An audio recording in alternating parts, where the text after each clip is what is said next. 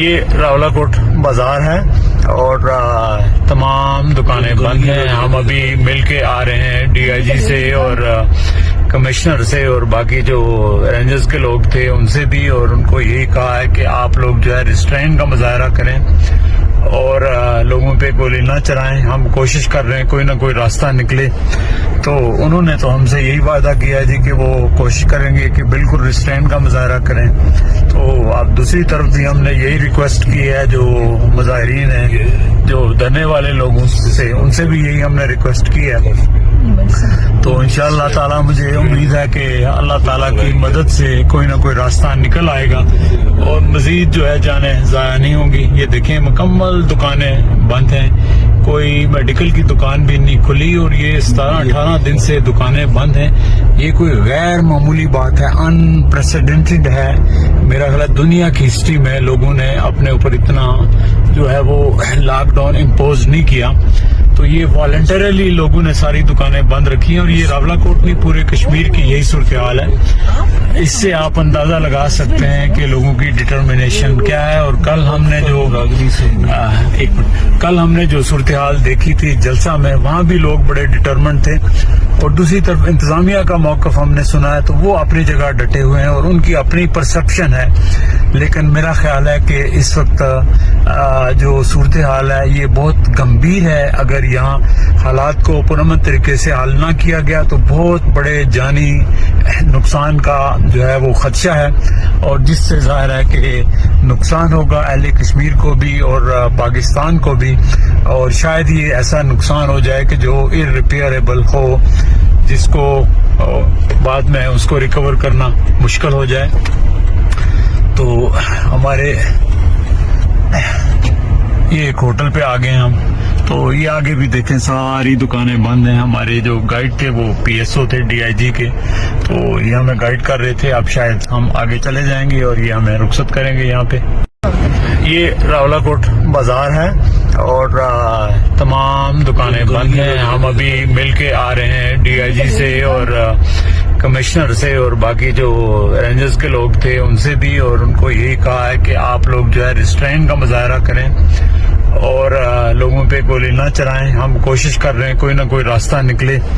تو انہوں نے تو ہم سے یہی وعدہ کیا جی کہ وہ کوشش کریں گے کہ بالکل ریسٹرین کا مظاہرہ کریں. تو اب دوسری طرف بھی ہم نے یہی ریکویسٹ کی ہے جو مظاہرین ہیں, جو دھرنے والے لوگوں سے, ان سے بھی یہی ہم نے ریکویسٹ کی ہے. تو انشاءاللہ تعالی مجھے امید ہے کہ اللہ تعالیٰ کی مدد سے کوئی نہ کوئی راستہ نکل آئے گا اور مزید جو ہے جانیں ضائع نہیں ہوں گی. یہ دیکھیں مکمل دکانیں بند ہیں, کوئی میڈیکل کی دکان بھی نہیں کھلی اور یہ 17-18 دن سے دکانیں بند ہیں. یہ کوئی غیر معمولی بات ہے, ان پریسیڈنٹڈ ہے. میرا خیال ہے دنیا کی ہسٹری میں لوگوں نے اپنے اوپر اتنا جو ہے وہ لاک ڈاؤن امپوز نہیں کیا. تو یہ والنٹریلی لوگوں نے ساری دکانیں بند رکھی ہیں اور یہ راولاکوٹ نہیں پورے کشمیر کی یہی صورتحال ہے. اس سے آپ اندازہ لگا سکتے ہیں کہ لوگوں کی ڈٹرمنیشن کیا ہے. اور کل ہم نے جو صورتحال دیکھی تھی جلسہ میں, وہاں بھی لوگ بڑے ڈٹرمنٹ تھے. اور دوسری طرف انتظامیہ کا موقف ہم نے سنا ہے تو وہ اپنی جگہ ڈٹے ہوئے ہیں اور ان کی اپنی پرسپشن ہے. لیکن میرا خیال ہے کہ اس وقت جو صورتحال ہے یہ بہت گمبھیر ہے. اگر یہاں حالات کو پرامن طریقے سے حل نہ کیا گیا تو بہت بڑے جانی نقصان کا جو ہے وہ خدشہ ہے, اور جس سے ظاہر ہے کہ نقصان ہوگا اہل کشمیر کو بھی اور پاکستان کو بھی. اور شاید یہ ایسا نقصان ہو جائے کہ جو irreparable ہو, جس کو بعد میں اس کو ریکور کرنا مشکل ہو جائے. تو ہمارے یہ ایک ہوٹل پہ آ گئے ہم. تو یہ آگے بھی دیکھیں ساری دکانیں بند ہیں. ہمارے جو گائیڈ تھے وہ پی ایس او تھے ڈی آئی جی کے, تو یہ ہمیں گائیڈ کر رہے تھے. اب شاید ہم آگے چلے جائیں گے اور یہ ہمیں رخصت کریں گے یہاں پہ. 15 دنوں میں وہ بہت بڑا حوصلہ افزا تھا کہ یہ جتنے راستے پنڈال کی طرف آتے, جگہ جگہ سے ہماری ماؤں بہنوں کی آوازیں نعرے گونج رہے تھے کہ اس پنڈال کی زینت بننے آ رہے تھے. اس پنڈال کے اندر موجود ہمارے بھائی بزرگ جو پنڈال کے اس طرف اور पंडाल के पीछे बहुत बड़ी तादाद में हम सबको सुन रहे हैं। आज पाकिस्तान के हमारे ये भाई जावेद राठौर साहब, इनके तमाम साथी जो जहां पे आए, हम इनका शुक्रिया अदा करेंगे। और आज जिस तरह मैंने रात को कहा था कि आज का दिन बहुत अहमियत का हामिल है, कल डडियाल के अंदर, चकसवारी के अंदर, इस्लामगढ़, ये तीनों मीरपुर के हमारे बड़े शहर हैं, जहां पे पहली मर्तबा हमारी खवातीन, हमारी माएँ बहनें पूरी जुर्रत के साथ एहतजाज करती हुई उन शहरों के अंदर सामने आई। हम उनको भी और रियासत भर में जहां जहां पे भी हमारी माँ बहनों ने इस मौके पे जो किरदार अदा किया,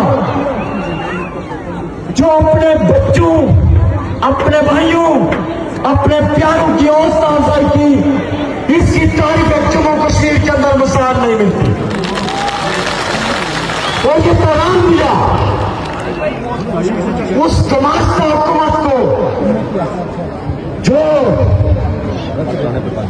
एक नोटिफिकेशन जारी करते हैं 7 जून से 21 जून तक यहां पे SCPC को बनाने के लिए, और फिर अचानक से नोटिफिकेशन में 7 जून लिखा है, और अचानक से आपने देखा कि 5 जून को इन्होंने यहां पे दहशतगर्दी की। तो आज आपने, और एक और बात जिसका जिक्र जावेद राठौर साहब ने किया कि आज पाकिस्तान की अपोजिशन जमातों के सरकर्दा रहनुमा महमूद खान अचकजई, मताब अब्बासी साहब, खकान अब्बासी साहब और उनके साथ बाकी भी सियासी रहनुमा रात 1 बजे तक वो रमला को उठाने के लिए तैयार थे। मैं उस तफसील में नहीं जाना चाहता। सब जानते हैं कि क्या वजह हुई कि वो अमन का पैगाम लेके हम उनको सलाम पेश करते हैं कि उन्होंने यहाँ आने की कोशिश की। 2 दिन कबल उन्होंने हमारे साथ जावेद साहब के लिए राब्ता किया इनके जरिए कि हम अवाम के अंदर आना चाहते हैं, कश्मीरी अवाम से मुखातब होना चाहते हैं, जॉइंट अवामी एक्शन कमेटी से मिलना चाहते हैं, अमन का पैगाम लेके आना चाहते हैं। हमने कहा ये इंतजाम करना हमारा मामला है, आपकी सिक्योरिटी आजाद पतन से आगे ये जॉइंट अवामी एक्शन कमेटी की जिम्मेदारी है। लेकिन क्या किसने उनको रोका या कोई मसरूफियत थी, इसका जवाब तो वही दे सकते हैं।